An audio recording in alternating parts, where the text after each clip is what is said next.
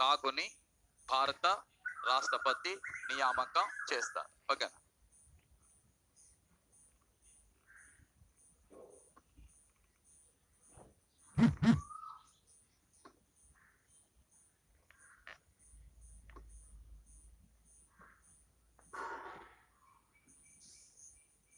మీరు అంటే క్లాసులోనే ఉన్నారా లేకపోతే మీరు మీ ఓన్గా ఎక్కడ నుండి పెడుతున్నారా క్వశ్చన్స్?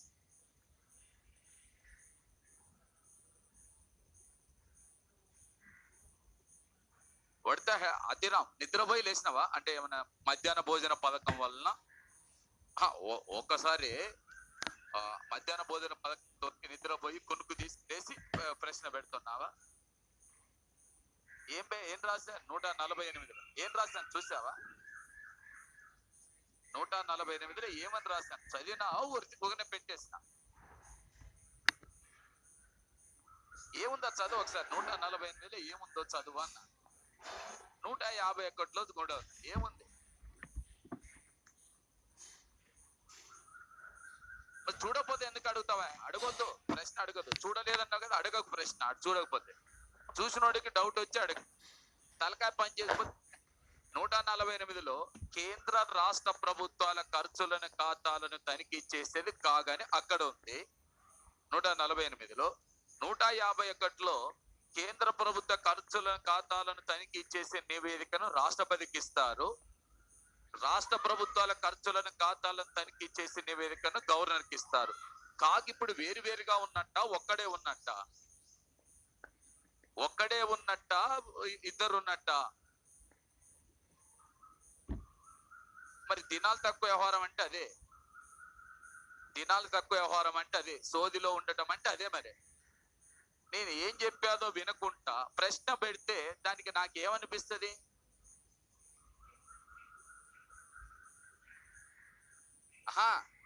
అయిట పైన రాసిన 148లో డైరెక్ట్ ఉంది, కేంద్ర రాష్ట్ర ప్రభుత్వ ఖర్చులను ఖాతాలని తనిఖీ చేసేది కాగని రాశాం.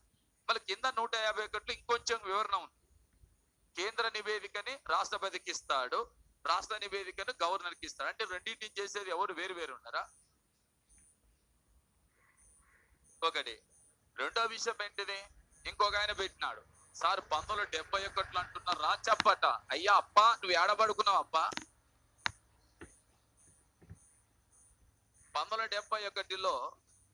1971లోనేమో నియమ నిబంధనల చట్టం చేశారు. 1976లో వేరు చేశారు. అవు కనీసం మినిమం జ్ఞానం. కాగు నిర్వర్తించే పదవి బాధ్యతల నిర్వహణించి ఆడ చాలా ప్రాక్టికల్ గా ఉంది. ఏమని? తిక్కలడ తిట్టడం కాదు, తిడుతున్నా నేను. మీ మైండ్లో ఏడబోతున్నాయని నేను చెప్పడం కాదు. అన్ని సబ్జెక్ట్ ఇట్నే ఉంటారు మీరు. కాన్సన్ట్రేషన్ మైండ్ ని ఉపయోగించండి. నేను చెప్పేది మైండ్ ని మీరు ఉపయోగించరు, మీ టైంను వేస్ట్ చేస్తారు. ఇలాంటి ప్రశ్నలు అడిగి మళ్ళీ మమ్మల్ని అడుగుతుంటారు. మా మైండ్ ని జడగొట్టి టైం వేస్ట్ చేస్తారు. నా బాధ అది. తిట్టడం ఏందా? నేను నా తిట్టాలనే ఉందా? బై మిస్టేక్ కాదు అది. ఎందుకంటే బోర్డు మీద రాసి అందులో ఉన్న తర్వాత ఇంకొక ఆయన రాజప్ప ఏంటి ఆయన అడిగింది, 1971లో చట్టం చేశారు. చట్టం చేసినాక 76లో దేన్ని వేరు చేశారు? అకౌంట్స్ విభాగాన్ని వేరు చేయకూడదా? చేస్తారని చెప్పి 150 అధికారిని అదే చెప్తుంది కదా. ఎంత తిక్కల్లి అంశాలంటే నాకు ఒక్కొక్కసారి కోపం వస్తుంది, బాధ అనిపిస్తుంది. కాగేం చేయాలనో చెప్పింది 1971లో చట్టం, నియమ నిబంధనల చట్టం. 76కి వచ్చేసరికి ఏం చేస్తున్నారు? అకౌంట్స్ విభాగాన్ని వేరు చేశారంటే అది ఎట్లా సాధ్యం? ఏం సాధ్యం? రాజ్యాంగం ఇచ్చింది 150 అధికారిని ఒకసారి చదువుకో, బుక్ లో ఉంది.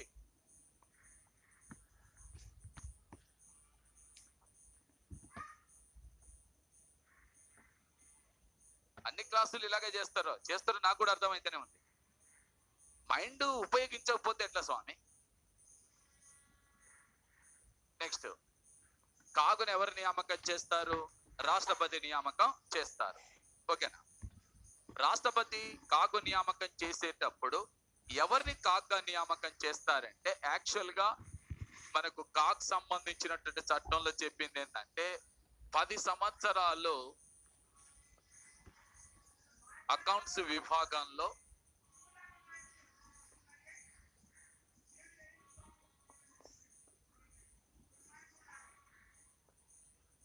అనుభవం ఉన్న వ్యక్తులని నియామకం చేస్తారని చెప్పి అనుకున్నాం. అకౌంట్స్ విభాగంలో మినిమం ఒక 10 years ఎక్స్పీరియన్స్ ఉన్నటువంటి వ్యక్తి నియామకం చేయాలని చెప్పి అడుగుతున్నా. అయితే వాస్తవానికి ఇప్పుడు మొత్తం కూడా సీనియర్ ఐఏఎస్ ఆఫీసర్స్ నే నియామకం చేస్తున్నారు. సీనియర్ ఐఏఎస్ ఆఫీసర్స్ నే నియామకం చేస్తున్నారు, అధికారులనే నియామకం చేస్తున్నారు. ఎందుకు సీనియర్ ఐఏఎస్ అధికారుల నియామకం చేస్తున్నారంటే, ఇక్కడ ఒక అంశం ఉంది. అంశం ఏంటంటే, వాస్తవానికి కాగ్ తనిఖీ చెయ్యడు. కాగ్ ఎవరైతే ఉన్నాడో ఆయన వచ్చి తనిఖీ చేయడు, కాగ్ తనిఖీ చేయిస్తాడు. కాగ్ తనిఖీ చేయిస్తాడు. ఈ దేశంలో 1400 కార్పొరేషన్లు ఉన్నాయి. ఈ 1400 కార్పొరేషన్ల దగ్గరికి వెళ్ళి కాగ్ వెళ్ళి తనిఖీ చేయలేడు. అది చేయాలంటే కనీసం 5-6 ఏళ్ళు పడుతుంది. ఒకటి చేయాలంటే, ఈ కేంద్ర ప్రభుత్వ ఖర్చులు, రాష్ట్ర ప్రభుత్వాల ఖర్చులు చేయాలంటే ఆయన ఒక్కడే చేయాలంటే కనీసం ఓ 15-20 సంవత్సరాలు పడుతుంది. అందుకనే 16,000 మంది ఉద్యోగులు పనిచేస్తారు కాగ్ ఆఫీస్ సంబంధించిన దాంట్లో. 16,000 మంది ఉద్యోగులు పనిచేస్తున్నారు కాగ్ సంబంధించిన ఆఫీసుల్లో. వాళ్ళందరి చేత ఇతను తనిఖీ చేయిస్తాడు. తనిఖీ చేయిస్తాడు అంటే ఈయన తనిఖీ చేయడు. తనిఖీ చేయిస్తాడు, రిపోర్ట్ తయారు చేసి తెప్పిస్తాడు, దాన్ని తీసుకెళ్లి మళ్ళీ రాష్ట్రపతి గవర్నర్కి సమర్పించాలి.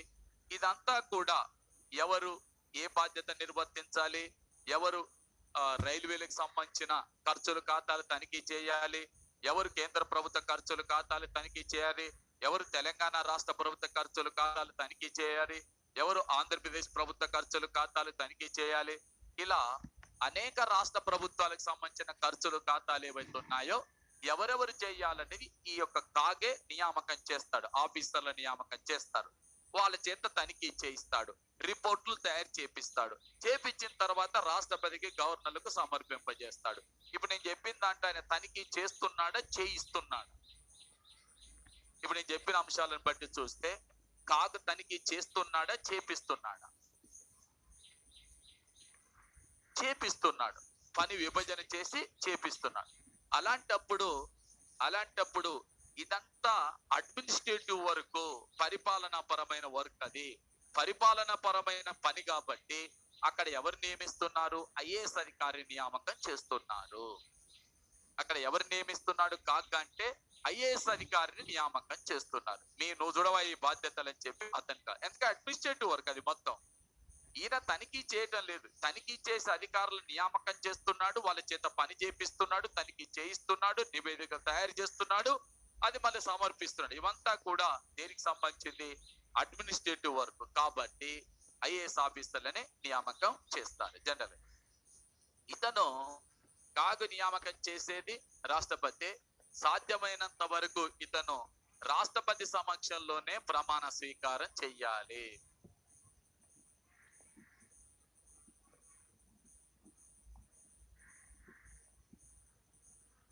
ఓకే, మీరు పదవీ కాలం ఏ విధంగా ఉంటుంది? కాగ్ యొక్క పదవీ కాలం ఏ విధంగా ఉంటుంది అంటే, కాగ్ యొక్క పదవీ కాలం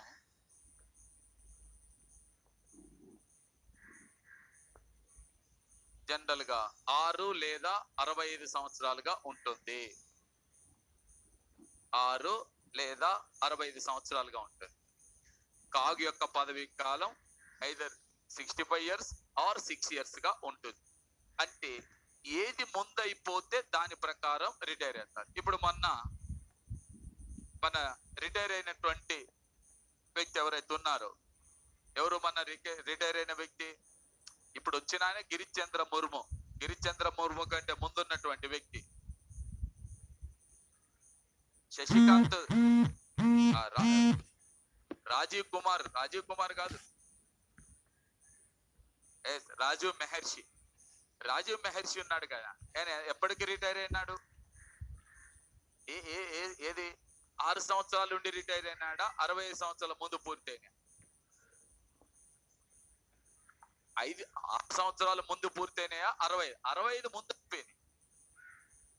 ఎందుకంటే ఆయన 5 సంవత్సరాలే పదవిలో ఉన్నాడు. కారణం ఏంటంటే 65 పూర్తి అయిపోయింది. కాబట్టి ఇక్కడ ఏది ముందు పూర్తి అయిపోతే దాని ప్రకారం రిటైర్ అవుతాడు. 6 ముందు అయితే దాని ప్రకారం రిటైర్ అవుతారు, 65 ముందు అయిపోతే దాని ప్రకారం రిటైర్ అవుతారు. ఓకేనా? పదవీ కాలం. మరి ఒకవేళ కాగ్ రాజీనామా చేస్తే ఈ రాజీనామా ఎవరికి ఇవ్వాల్సి ఉంటది? కాగ్ రాజీనామా చేస్తే ఈ రాజీనామా పత్రాన్ని ఎవరికి ఇవ్వాల్సి ఉంటది అంటే రాష్ట్రపతికే ఇవ్వాల్సి ఉంటది. కాగ్ తన యొక్క రాజీనామా పత్రాన్ని రాష్ట్రపతికి ఇవ్వాల్సి ఉంటది. కాగ్ తన రాజీనామా పత్రాన్ని రాష్ట్రపతికి ఇవ్వాల్సి ఉంటది, రాష్ట్రపతికి ఇస్తాడు. రైటా? మరి ఒకవేళ కాగ్ రాజీనామా చేయదలుచుకున్న ఇంకొకటి ఉంది. కాగ్ పదవి విరమణ చేసిన తర్వాత ఇతను ఏ ఇతర పదవిని కూడా చేపట్టరాదు. ఏ ఇతర ఉద్యోగానికి కూడా అర్హులు కారు. పైగా వీళ్ళని తిరిగి నియమించరాదు. ఏ ఉద్యోగాలు చేయటానికి అర్హులు కారు, వీళ్ళని తిరిగి నియమించటానికి అవకాశం లేదు. మళ్ళీ నియామకం చేయొచ్చు, రెండోసారి పదవులకు రావడానికి అవకాశం ఉండదు. ఓకేనా? మరి కాగుని తొలగించొచ్చా?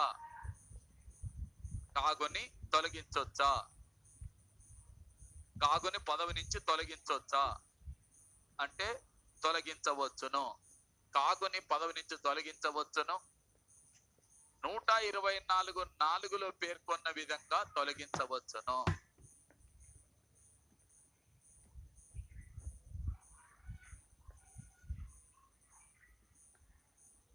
(124)(4)లో పేర్కొన్న విధంగా తొలగించవచ్చును. అనగా 124(4)లో ఎవరి తొలగింపు గురించి ఉంది స్వామి? సుప్రీంకోర్టు న్యాయమూర్తుల తొలగింపు గురించి 124(4)లో ఉంది. అదే విషయాన్ని 218లో రాసినారు. 218లో ఎవరి తొలగింపు గురించి ఉంది? అదే విషయాన్ని 218లో రాశారు. అక్కడ ఎవరి తొలగింపు గురించి? హైకోర్టు న్యాయమూర్తుల పదవి తొలగింపు. నెక్స్ట్ ఇప్పుడు 148 అధికరణలో కూడా, అంటే కంట్రోల్ అండ్ ఆడిటర్ జనరల్ కి సంబంధించిన 148 అధికరణలో కూడా ఇదే అంశం రాశాను. కాగును తొలగించే అంశాన్ని గురించి ఏం రాశారు? 124(4)లో పేర్కొన్న విధంగా తొలగిస్తారు. అంటే సుప్రీంకోర్టు న్యాయమూర్తులను తొలగించేటప్పుడు ఎలా తొలగిస్తారో ఒకసారి చెప్పండి. ఎలా తొలగిస్తాం? అసమర్థత, దుష్ప్రవర్తన,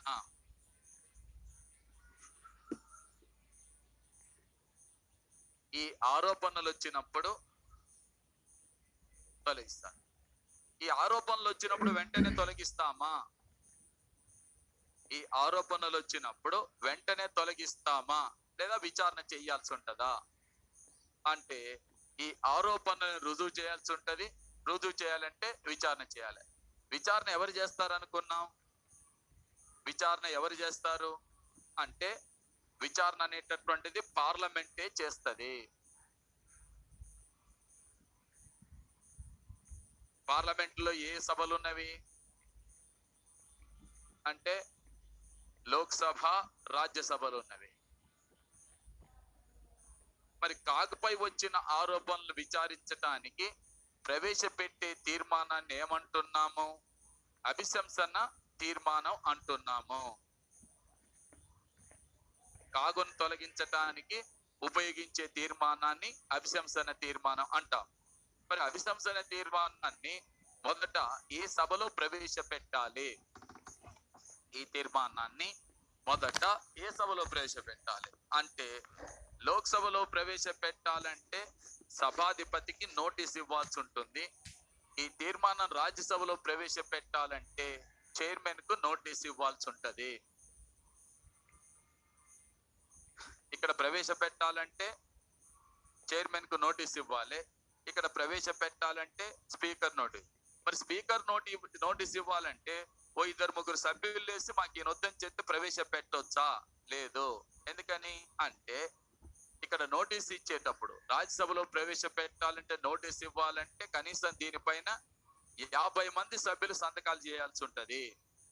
అదే మరి లోక్సభలో ప్రవేశపెట్టే నోటీసు అభిశంసన తీర్మాన నోటీస్ ఏదైతే ఉందో ఇందులో ప్రవేశపెట్టాలంటే మినిమం 100 మంది సభ్యులు సంతకాలు చేయాల్సి ఉంటది. ఇది లెక్క.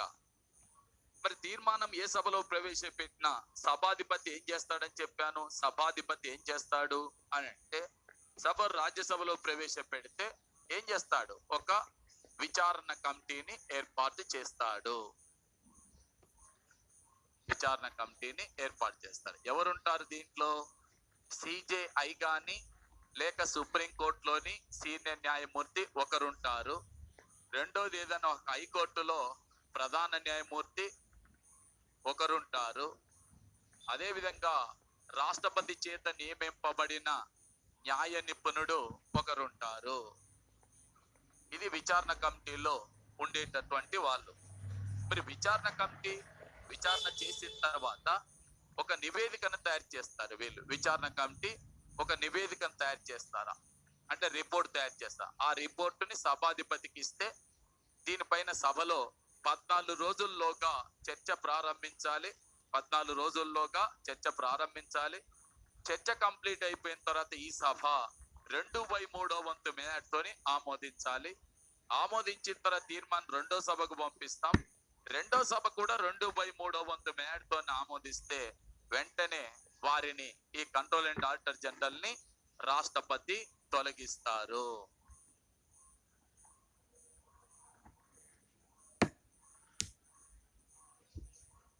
ఎవరు తీర్మానాన్ని ఆమోదించిన తర్వాత తొలగిస్తున్నాం? తీర్మానాన్ని ఆమోదించాల్సింది ఎవరు? పార్లమెంట్. పార్లమెంట్ ఎంత మేరతో ఆమోదించాలి? 2/3 వంతు.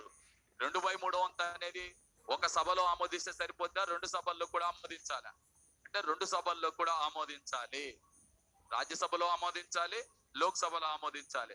2/3 వంతు మేరతో 2 సభలు ఆమోదించిన తర్వాత మాత్రమే రాష్ట్ర అంటే ఈ యొక్క కంట్రోల్ అండ్ ఆడిటర్ జనరల్ ని రాష్ట్రపతి పదవి నుంచి తొలగించడం జరుగుతుంది. కంట్రోల్ అండ్ ఆడిటర్ జనరల్ ని పదవి నుంచి తొలగించే అధికారం ఎవరికి ఉంది? రాష్ట్రపతికే ఉంది. రాష్ట్రపతి ఎలా తొలగిస్తాడు అని అంటే వారిపైన అసమర్థత దుష్ప్రవర్తన ఆరోపణలు వచ్చినప్పుడు ఆరోపణలు విచారించాల్సిన బాధ్యత పార్లమెంటుది. పార్లమెంట్ ఈ తీర్మానం ద్వారా విచారిస్తుంది అంటే అభిశంసన తీర్మానం. ఈ తీర్మానం ఏ సభలో ప్రవేశపెట్టాలంటే ఏ సభలోనైనా ప్రవేశపెట్టొచ్చు.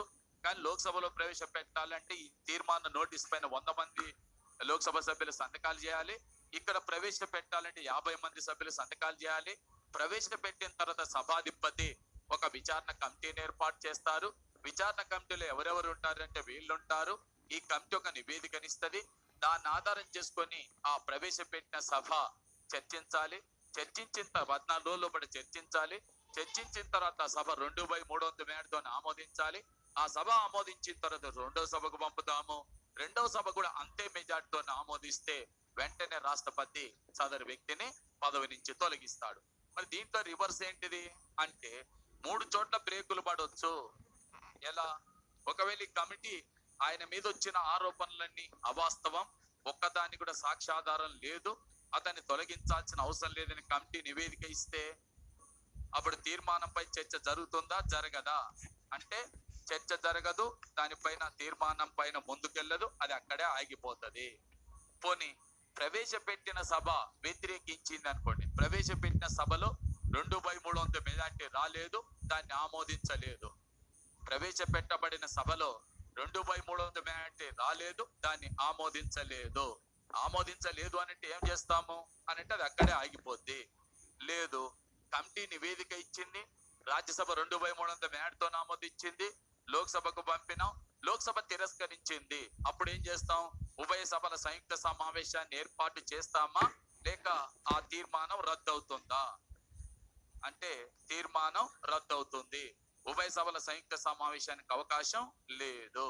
అంటే ఇప్పటి వరకు ఈ పద్ధతిలో తొలగించే వాళ్ళ గురించి మొత్తం 5 ఉన్నారు. 5లో 4 గురించి చెప్పుకున్నాం.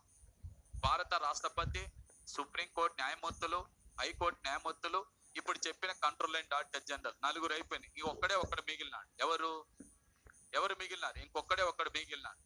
ఎవరు? చీఫ్ ఎలక్షన్ కమిషనర్ ఒక్కడే మిగిలినాడు. ఎందుకంటే ఉపరాష్ట్రపతిని కూడా ఇట్లనే తొలగిస్తాం, కానీ ఆ మెజార్టీ ఇది కాదు కదా. ఉపరాష్ట్రపతిని తొలగించేటప్పుడు సాధారణ మెజార్టీతోనే తొలగిస్తాం తప్ప అక్కడ 2/3 మెజార్టీ అవసరం లేదు. సాధారణ మెజార్టీతోనే తొలగిస్తాం తప్ప దానికి 2/3 మెజార్టీ అనేటటువంటిది అవసరం లేదు. సాధారణ మెజార్టీతోనే తొలగిస్తాం తప్ప 2/3 మెజార్టీ అనేటటువంటిది అవసరం లేదు. అదనమాట. కాబట్టి ఉపరాష్ట్రపతి దగ్గర కూడా సేమ్ ఇదే ప్రొసీజర్ ఫాలో అవుతాం, కానీ మెజార్టీ వేరుగా ఉంటది. అక్కడ 2/3 ఉండదు, సాధారణ మెజార్టీ ఉంటుంది. సింగిల్ కాదు, సింపుల్ మెజార్టీగా ఉంటది. ఓకే, ఇది అంశం.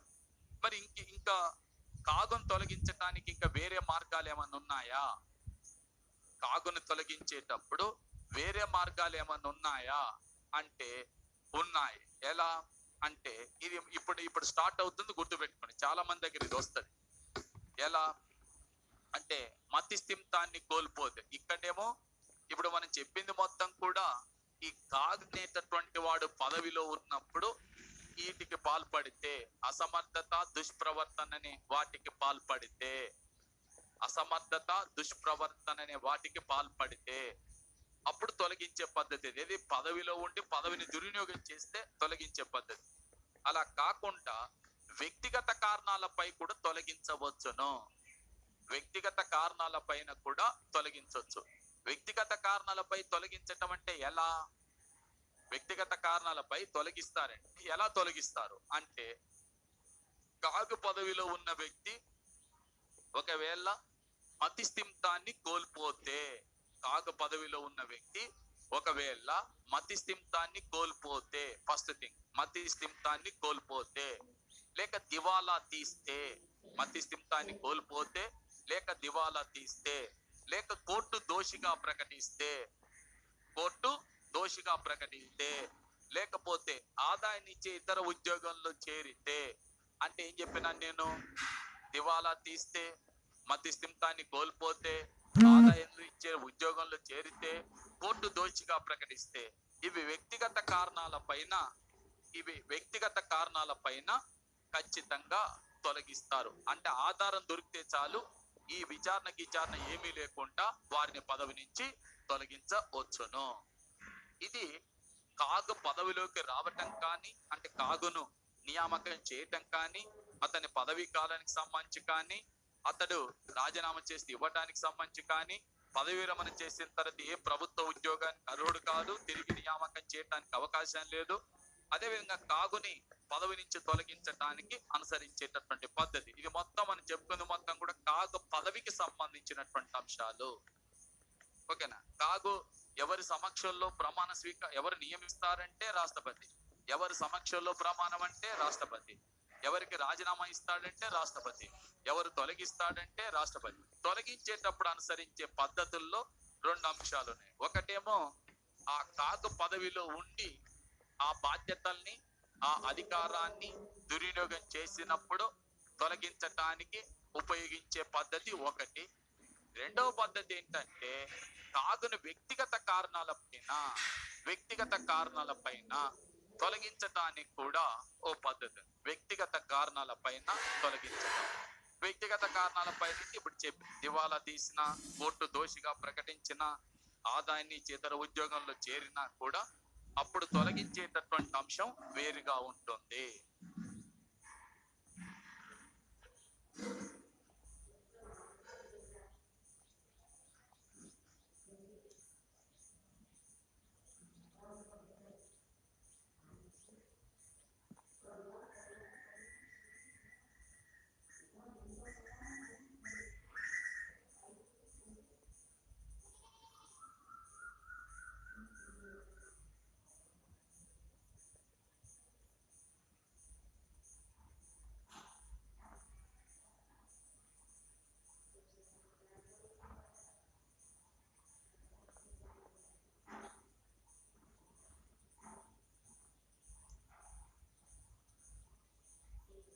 మరి యొక్క అధికారాలు, విధులు.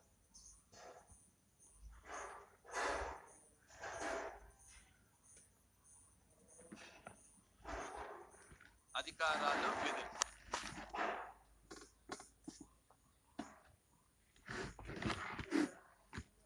దీంట్లో ఒకటేంటంటే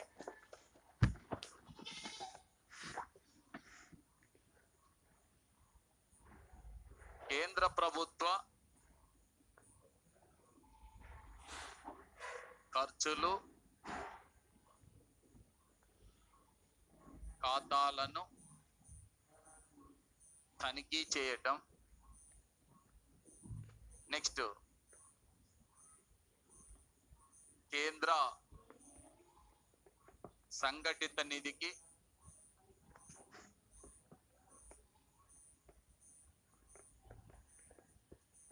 వచ్చే ఆదాయాలు, ఖర్చులకు సంబంధించినటువంటి అంశాలు. తర్వాత ప్రభుత్వ రంగ సంస్థల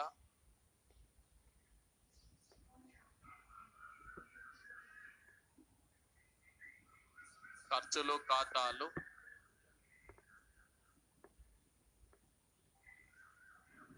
వీటిని కూడా తనిఖీ చేస్తారు.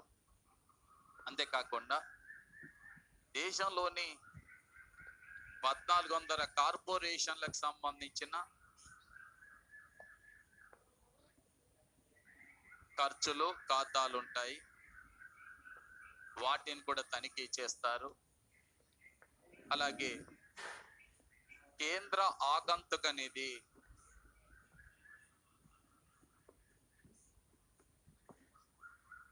దీనికి సంబంధించిన ఖర్చులు, ఖాతాలు తనిఖీ చేస్తారు. ప్రభుత్వ ఆర్థిక సహాయం పొందే సంస్థలకు సంబంధించిన ఖర్చులు, ఖాతాలు తనిఖీ చేస్తారు. నెక్స్ట్ రాష్ట్ర ప్రభుత్వం యొక్క ఖర్చులు, ఖాతాలని తనిఖీ చేస్తారు. నెక్స్ట్ రాష్ట్ర సంఘటిత నిధి,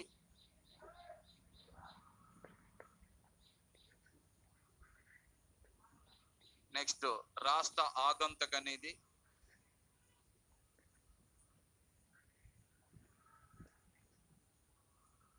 వీటన్నిటిని కూడా తనిఖీ చేసేటటువంటి అధికారం అంటే కేంద్ర కాకుండా, అంటే భారతదేశంలో ఆల్మోస్ట్ ఆల్ అనేక LICతో సహా రకరకాల కార్పొరేషన్లు ఉన్నవి. ఇండియన్ ఆయిల్ కార్పొరేషన్ కావచ్చు, భారత పెట్రోలియం సంబంధించిన అంశం కావచ్చు, తర్వాత ఆర్టీసీకి, రాష్ట్రానికి సంబంధించిన ఆర్టీసీలతో సహా అన్ని దేశంలో రకరకాల కార్పొరేషన్లు ఏవైతే ఉన్నాయో అవన్నీ మొత్తం అంట ఇప్పటి వరకు 1400 కార్పొరేషన్లు ఉన్నాయంట. మొత్తం ONGC కానీ ఏదైనా సరే, స్టైల్ కాదు, Steel Authority of India Limited, Balco, ఇవన్నీ ఉన్నాయి కదా. అన్ని ఏవైతే ఉన్నాయో అన్ని ప్రభుత్వ రంగంలో పనిచేసే కార్పొరేషన్, అది కేంద్ర ప్రభుత్వం కావచ్చు, రాష్ట్ర ప్రభుత్వానికి సంబంధించినవి మొత్తం కలిసి అన్ని రాష్ట్రాల్లో కలిపి 1400 కార్పొరేషన్లు ఉంటాయట. వాటన్నిటి ఖర్చుల, ఖాతాలకు సంబంధించిన అంశాలను కూడా కాగు తనిఖీ చేస్తుంది. ఇది కాగు నిర్వర్తించేటటువంటి ముఖ్యమైన విధులు. ఈ విధులన్నీ నిర్వర్తించేటప్పుడు ఎలా నిర్వర్తిస్తుంది కాగు అంటే 1971 అధికారాలు మరియు బాధ్యతల నిర్వహణ చట్టాన్ని అనుసరించి చేస్తారు. 1971 కాగు అధికారాల, బాధ్యతల నిర్వహణ చట్టాన్ని అనుసరించి ఇవన్నీ తనిఖీ చేస్తారు, కాగు తనిఖీ చేస్తారు. తనిఖీ చేసిన తర్వాత ఈ తనిఖీ యొక్క నివేదిక ఏదైతే ఉన్నదో, నివేదికలు అంటే అది ఒకటి 151 ప్రకారం కేంద్రానికి సంబంధించి నివేదిక అయితేనేమో కేంద్ర నివేదిక అంటే ఎవరికి ఇస్తారు? రాష్ట్రపతికి ఇస్తారు. ఓకే, మరి రాష్ట్రానికి సంబంధించిన నివేదిక అయితే ఇది గవర్నర్కి ఇస్తారు. ఇచ్చినప్పుడు రాష్ట్రపతి దీన్ని పార్లమెంట్ ముందుంచాలి, కాగా గవర్నర్ దీన్ని శాసనసభ ముందుంచాలి. ఎందుకంటే మీకు ఐడియా ఉండాలి, ఈ బడ్జెట్ ని ఆమోదించింది, కేంద్ర బడ్జెట్ ని ఆమోదించింది పార్లమెంట్, రాష్ట్ర బడ్జెట్ ని ఆమోదించింది శాసనసభ. మరి అక్కడ పార్లమెంట్ గాని ఇక్కడ శాసనసభ గాని శాసన శాఖలు వాళ్ళే బడ్జెట్ ని ఆమోదించారు. ప్రజల దగ్గర నుంచి పన్నులు ఏ రూపంలో వసూలు చేయాలి, ఎంత వసూలు చేయాలనేది నిర్ణయించినారు. ఎంత ఆదాయాలు వచ్చేది, ఎంత ఖర్చు చేసేది, ఎలా ఖర్చు చేసేది కూడా నిర్ణయించినారు బడ్జెట్ రూపంలో. బడ్జెట్ రూపంలో నిర్ణయించినారు కాబట్టి దాన్ని అమలు పరచాల్సిన బాధ్యత కార్యనిర్వాహక శాఖపై ఉంటుంది. అయితే కార్యనిర్వాహక శాఖ అమలు చేసేటప్పుడు కార్యనిర్వాహక శాఖ వాటిని అమలు చేసేటప్పుడు కార్యనిర్వాహక శాఖ వాటిని అమలు చేసేటప్పుడు కరెక్ట్ గా, అంటే మేము చెప్పినట్టుగానే అమలు చేశారా లేదా, అంటే మేము నిర్ణయించినట్టుగానే అమలు చేశారా లేదా అనేటటువంటి అంశాన్ని, మేము నిర్ణయించినట్టుగానే ఖర్చు చేశారా లేదా, అమలు చేశారా లేదా అనేటటువంటి అంశాన్ని పార్లమెంట్ చూసుకోవాలి, శాసనసభ కూడా చూసుకోవాలి. మేము ఎంతైతే ప్రజల దగ్గర నుంచి వసూలు చేయాలి, ఏ విధంగా వసూలు చేయాలనేది బడ్జెట్ రూపంలో నిర్ణయించినాం. ఈ దేనికోసం ఖర్చు పెట్టాలి, ఎంత ఖర్చు పెట్టాలి, ఎలా ఖర్చు పెట్టాలని బడ్జెట్ లో నిర్ణయించినాం.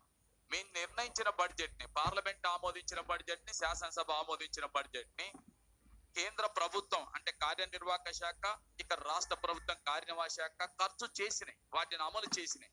అమలు పరిచేటప్పుడు మీ చెప్పినట్టుగానే అమలు పరిచారా లేదని చూసుకోవాల్సిన బాధ్యత వాళ్ళకు ఉంటది. కాబట్టి వాళ్ళు ఖచ్చితంగా వీటిని తనిఖీ చేస్తారు, వీటిని ఖచ్చితంగా తనిఖీ చేస్తారు, ఈ నివేదికలను తనిఖీ చేస్తారు. అందుకోసమే లాస్ట్ గా నివేదికలు ఎక్కడికి వస్తాయి అంటే రాష్ట్రంలో శాసనసభ, కేంద్రంలో పార్లమెంట్ దగ్గరికి వస్తాయి.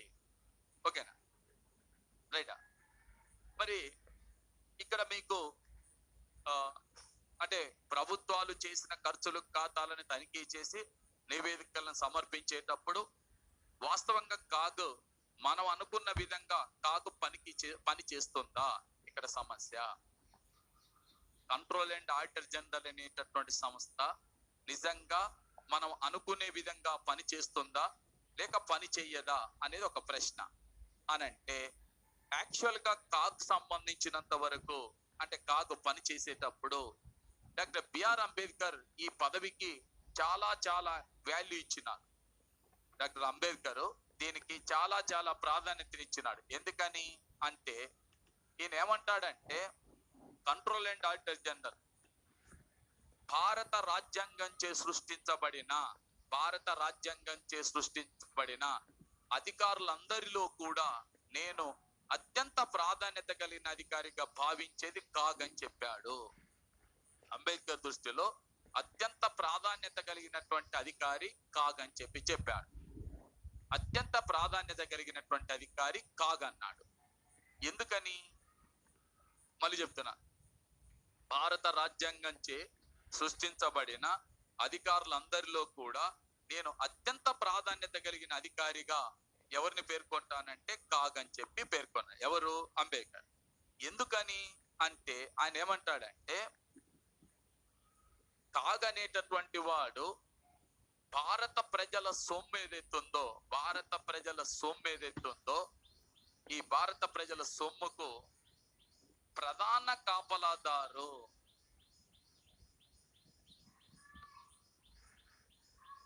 భారత ప్రజల సొమ్ముకు ప్రధాన కాపలాదారు కాగు. భారత ప్రజల సొమ్ముకు ప్రధాన కాపలాదారు. Is the watchdog of public finance in India. Watchdog of public finance in India అంటే ఈ భారత ప్రజలకు సొమ్మును కాపలా కాసేటటువంటి కాపలాదారు కాగ్ అని చెప్పి ఆ పదవికి చాలా చాలా ప్రాధాన్యతనిచ్చినాడు. పరిస్థితి ఏమైంది ఇప్పుడు అంటే ఆ పదవిని మనం ఎంత ప్రాధాన్యత కలిగిందని మనం చెప్పుకుంటున్నామో నిజంగా ఆ ప్రాధాన్యత, ఆ పదవి నెరవేర్చాలంటే దానికి అధికారాలు కూడా అదే విధంగా కల్పించాల్సి ఉంటది. నువ్వు దానికి తగిన అధికారాలు కూడా కల్పిస్తే ఆ పదవి గురించి నువ్వు ఎంత గొప్పగా చెప్పినా ఓకే.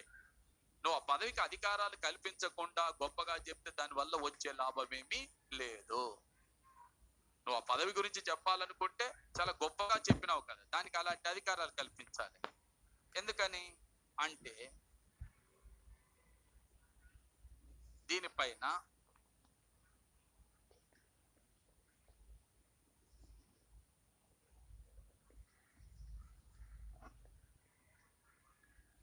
ఈ కాక్ గురించి కొంతమంది చెప్పే వ్యాఖ్యలను ఒకసారి విన్నట్లయితే మనకు అర్థమవుతుంది. CAG can BARC but can not bite.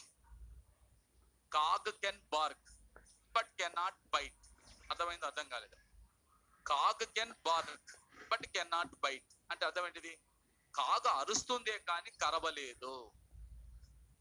CAG అరుస్తుందే కానీ కరవలేదు. ఎందుకని అంటే ఎక్కడైనా అవకతవకలు జరిగినప్పుడు అధికారులపై చర్యలకు సిఫార్సు మాత్రమే చేస్తుంది.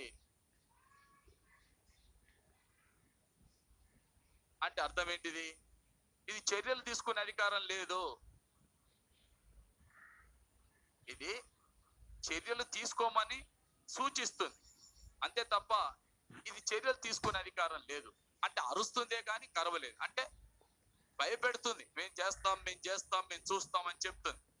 మరి చేస్తే ఏం చేస్తావు? తర్వాత నువ్వేమైనా చర్యలు తీసుకుంటావంటే ఎలాంటి చర్యలు తీసుకోలేదు. కాబట్టే దీన్ని అంటే అరుస్తుందే కానీ కరవలేదంటే ఇది చర్యలకు సిఫార్సు మాత్రమే చేస్తుంది, చర్యలు తీసుకోలేదు. అలాగే ఈ కాగు యొక్క నివేదికని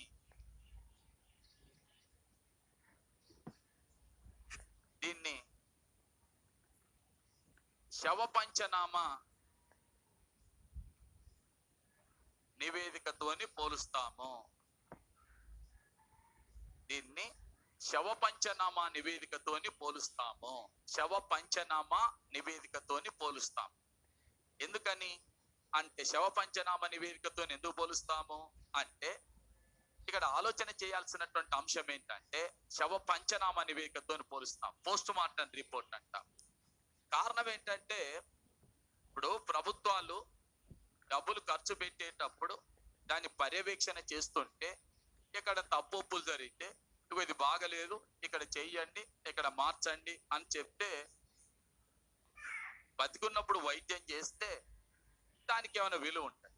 అంటే అది పనిచేసేటప్పుడు తప్పుల గురించి చెప్పి ఇది చేయండి. మొత్తం అయిపోయిన తర్వాత ఖర్చులు మొత్తం పెట్టిన తర్వాత టోటల్ అయిపోయిన తర్వాత మీరు అక్కడ తప్పు చేశారు, ఇక్కడ తప్పు చేశారు, ఇది ఇక్కడ జరిగింది అంటే శవపంచనామా నివేదిక కూడా అంతే కదా.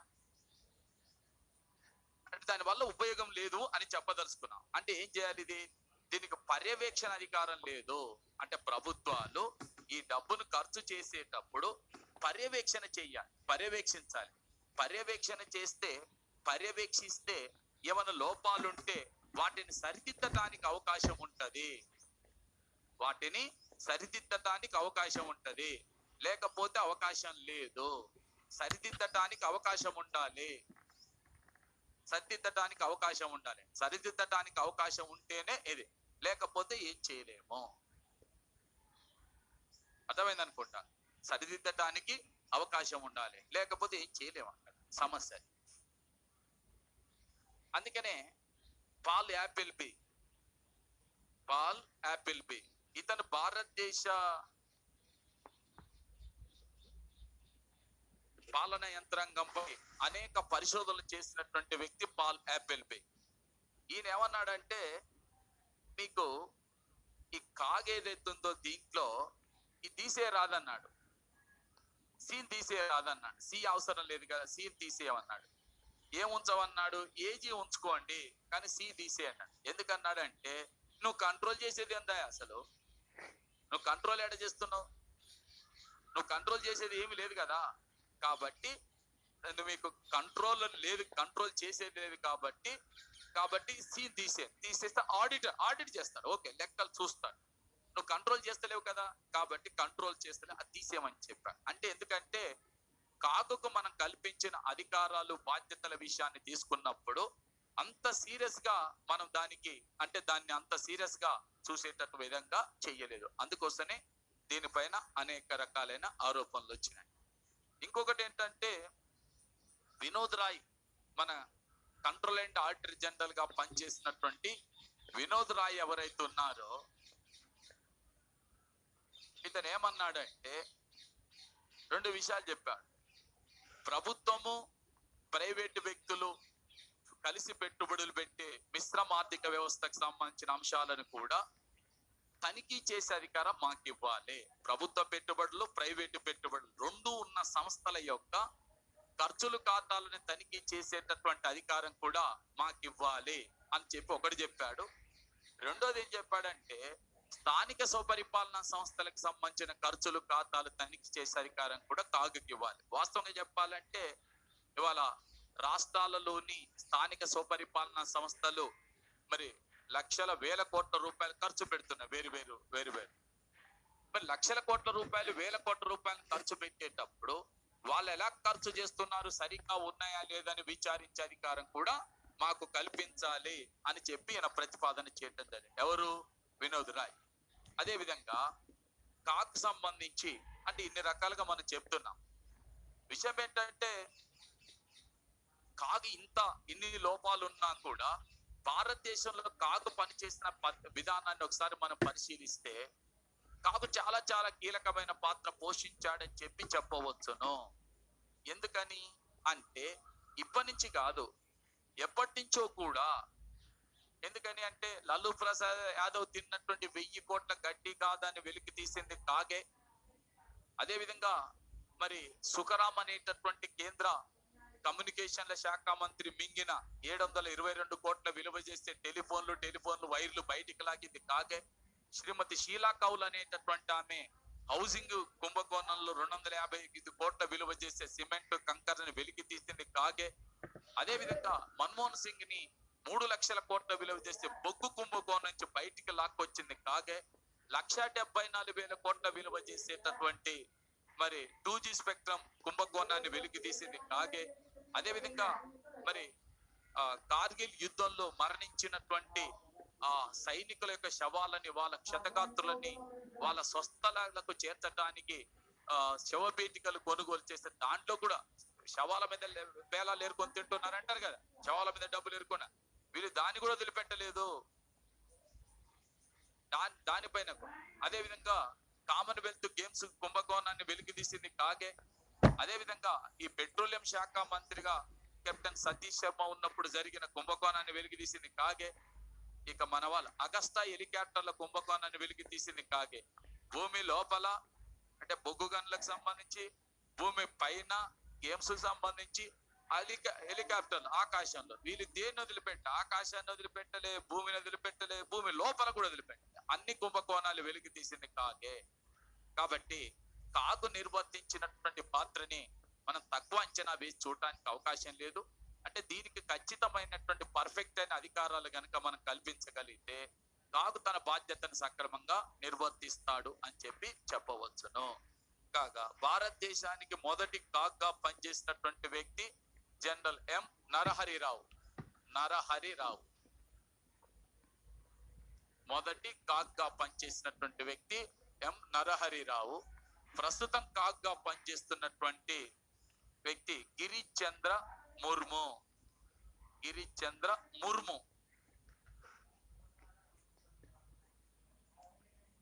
జీసీ ముర్ము అంటే గిరీష్ చంద్ర ముర్ము.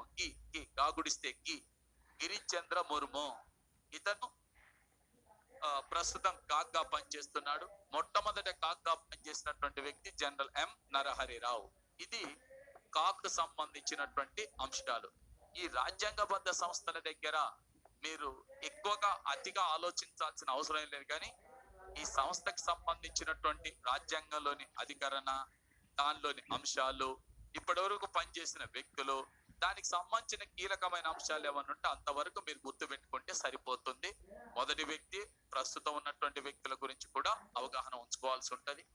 ఓకేనా? పదవి విరమణ వయసు కానీ, తొలగించే విధానం కానీ, ఇలాంటివి ఏవైతే ఉంటాయో వాటిపైన మనకంటూ ఖచ్చితమైన అవగాహన ఉండాలి.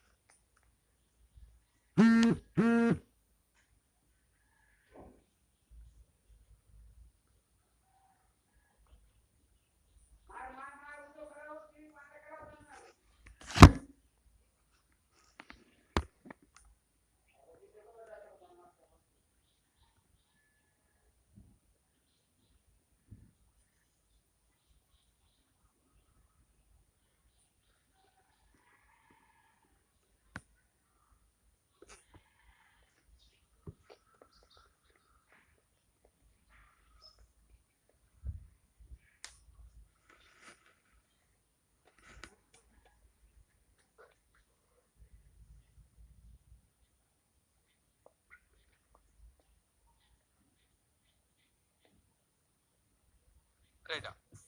నెక్స్ట్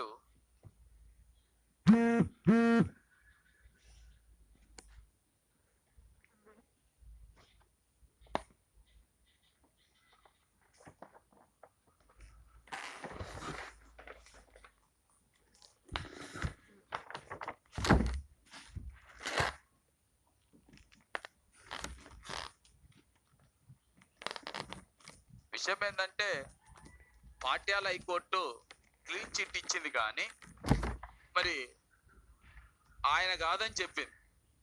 ఎవరు కాదని చెప్పింది? రాజా కాదని చెప్పింది. ఓకేనా? మరి పాట్యాల కోర్టు క్లీన్ చిట్ ఇచ్చింది కదా, ఇచ్చేటప్పుడు 1,74,000 కోట్లు కూడా ఎక్కడ పోలేదు, ఎవడు తినలేదు, అది ప్రభుత్వం సొమ్మే అని ఇస్తే నేను కూడా ఓకే, వెరీ గుడ్ అనేవాడు.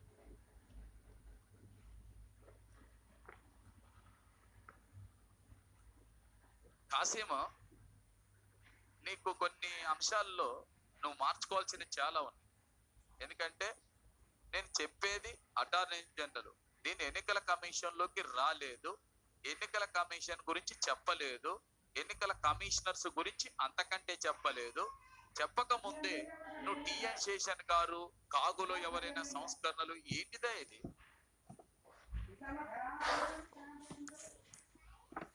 కాగులో సంస్కరణలు ఎవడు చేస్తాడు? ఎవడు చేయాలి? ప్రభుత్వం చేయాలి.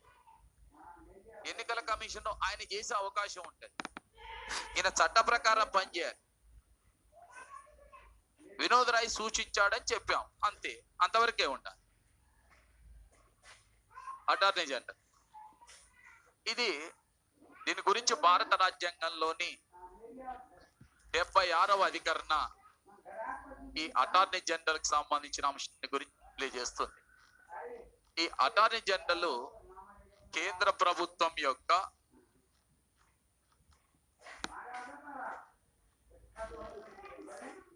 ప్రధాన న్యాయవాది, అదేవిధంగా కేంద్ర ప్రభుత్వానికి ప్రధాన సలహాదారు. కేంద్ర ప్రభుత్వానికి ప్రధాన న్యాయవాది, కేంద్ర ప్రభుత్వానికి ప్రధాన న్యాయ సలహాదారు. కేంద్ర ప్రభుత్వానికి ప్రధాన న్యాయవాది, ప్రధాన న్యాయ సలహాదారు అంటే భారతదేశంలో యాక్చువల్ గా మన దేశంలో కేంద్ర ప్రభుత్వం అనేది పని చేసేటప్పుడు రాజ్యాంగాన్ని అనుసరించే పని చేయాల్సి ఉంటది. అంటే రాజ్యాంగాన్ని ఆధారం చేసుకొని పని చేయాల్సి ఉంటది. మరి రాజ్యాంగాన్ని ఆధారం చేసుకొని పని చేసేటప్పుడు ప్రభుత్వంలో పనిచేసే వారికి రాజ్యాంగాల పైన, చట్టాల పైన, శాసనాల పైన, న్యాయ వ్యవస్థ ఇచ్చిన తీర్పుల పైన, అన్నింటిపైన కూడా పర్ఫెక్షన్ ఉండాలి. మరి ప్రభుత్వాలు అలా ఉండరు కదా. ఆ ప్రభుత్వంలోకి, మంత్రివర్గాల్లోకి డాక్టర్లు వస్తారు, యాక్టర్లు వస్తారు, పారిశ్రామిక అధిపతులు వస్తారు, వ్యవసాయం నుంచి వస్తారు, ఉద్యోగులు వస్తారు, లాయర్స్ వస్తారు, రకరకాల వ్యక్తులు వస్తారు. మరి వాళ్ళందరికీ ఇన్ని అంశాల పైన అవగాహన ఉండాలని ఏమీ లేదు కదా.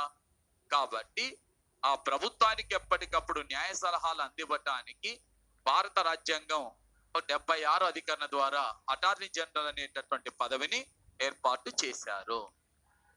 అయితే భారతదేశంలో ఏర్పాటు చేసిన ఈ అటార్నీ జనరల్ ని మరి ఎవరు నియామకం చేస్తారు అని అంటే రాష్ట్రపతి నియామకం చేస్తారు.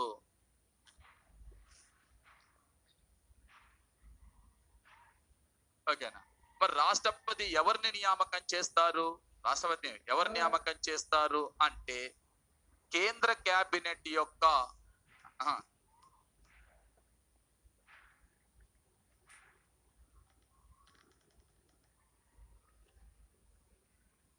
సుప్రీంకోర్టులో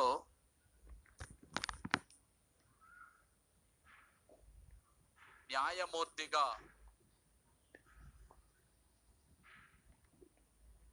నియమింపబడటానికి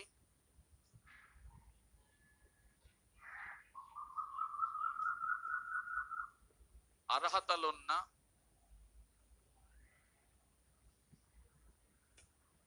వ్యక్తిని నియామకం చేస్తారు. అంటే అర్థం ఏంటిది?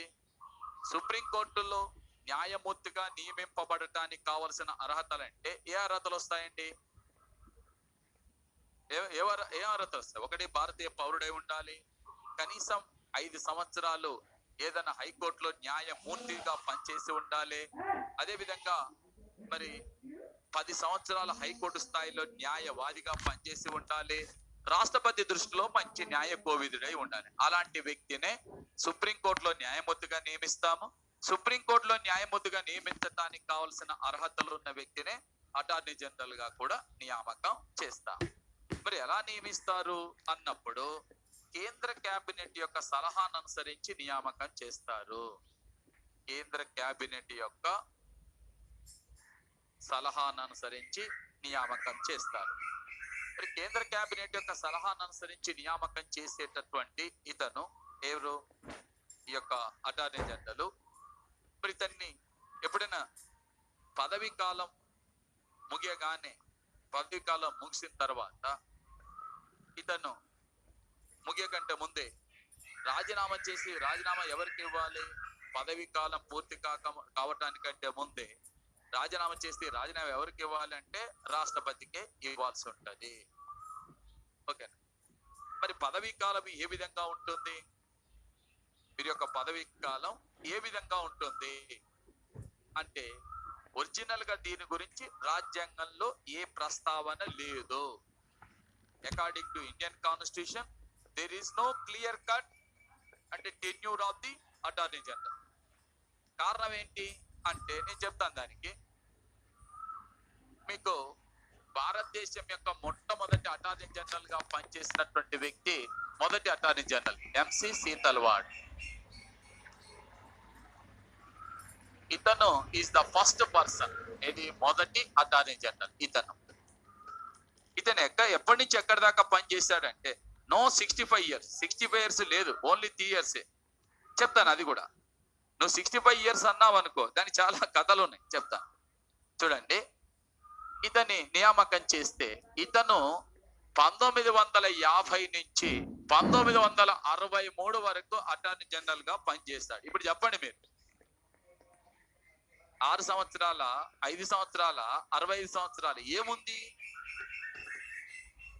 ఏమీ లేదు. 13 సంవత్సరాలు హైయెస్ట్. ఇంతకంటే ఎక్కువ పని చేసినటువంటి వ్యక్తి ఇంకెవరు లేరు కూడా యాజ్ ఆన్ టుడే. అర్థమైందా? నెక్స్ట్ రెండో విషయం ఏంటంటే మీకు మిలన్ కే బెనర్జీ, మిలన్ కే బెనర్జీ ఇతను ఫస్ట్ టర్మ్ 1992 నుంచి 1996 వరకు పివి నరసింహారావు ప్రభుత్వ కాలంలో అటార్నీ జనరల్ గా పనిచేశాడు. ఇదే వ్యక్తి సెకండ్ టైం 2004 నుంచి 2009 వరకు అంటే మన్మోహన్ సింగ్ ప్రభుత్వ కాలంలో కూడా అటార్నీ జనరల్ గా పనిచేశారు. అదే అంటే ఇప్పుడు ఏం లేనట్టు, ఇక్కడ టైం లిమిట్ లేనట్టుగా దృష్టిలో పెట్టుకోవాలి. అయితే దీనికి సంబంధించి అంశం ఏంటంటే మీకు చెప్తాను. దీనికి రాష్ట్రపతి విశ్వాసం అనే పదవిని, ఆ పదాన్ని ఉపయోగించుకొని ఇప్పటిదాకా పనిచేశారు. రాష్ట్రపతి విశ్వాసం ఉన్నంత వరకు పదవిలో ఉంటాడనే దాన్ని అర్థం చేసుకొని చేశారు. కానీ జ్యుడిషియల్ ఆఫీసర్స్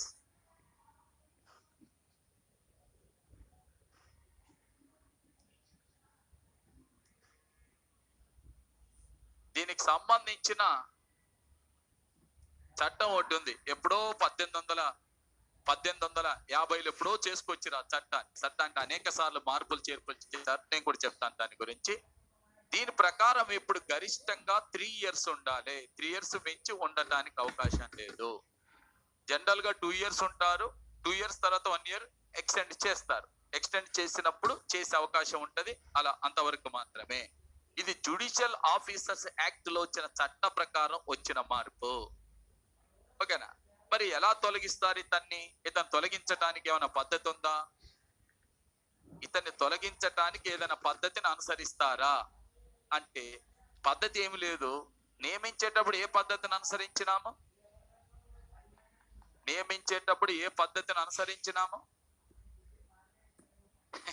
ఇక్కడ రాసినగా స్వామి కేంద్ర కేబినెట్ సలహాను అనుసరించి నియమిస్తారు. అంటే తొలగించేటప్పుడు సేమ్ కేంద్ర కేబినెట్ యొక్క సలహాను అనుసరించే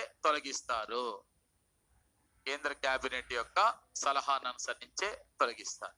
ఇక్కడ ఒక చిన్న అంశం మీకు చెప్పాల్సింది ఏంటంటే భారతదేశంలో విచిత్రంగా ఏర్పాటు చేశారు ఈ పదవిని. మన దేశంలో ఈ పదవిని చాలా విచిత్రంగా ఏర్పాటు చేశారు. ఎందుకనంటే అమెరికాలోనేమో ఈ పదవి రాజ్యాంగబద్ధ పదవి, అదే బ్రిటన్ లోనేమో రాజకీయ పదవి. బ్రిటన్ లో రాజకీయ పదవి, అమెరికాలో రాజ్యాంగబద్ధ పదవి. మన దేశం రెండింటి కలిపి ఏర్పాటు చేశారు. ఎందుకంటే చూస్తేనేమో రాజ్యాంగంలో ఉంటది, నియమించేటప్పుడు తొలగించేటప్పుడు కేంద్ర ప్రభుత్వ ఇష్టం పైన ఆధారపడి ఉంటది. 2014లో పార్లమెంట్ ఎన్నికల ఫలితాలు రిజల్ట్స్ వస్తుంటే నేను మామూలుగా చూస్తున్నాను టీవీ. దాని కింద స్క్రోలింగ్ వస్తుంది. ఏమని? అటార్నీ జనరల్ గులాం వాహనువతి తన పదవికి రాజీనామా చేశారు. ఎందుకని? అటార్నీ జనరల్ గులాం వాహనువతి తన పదవికి రాజీనామా చేశాడని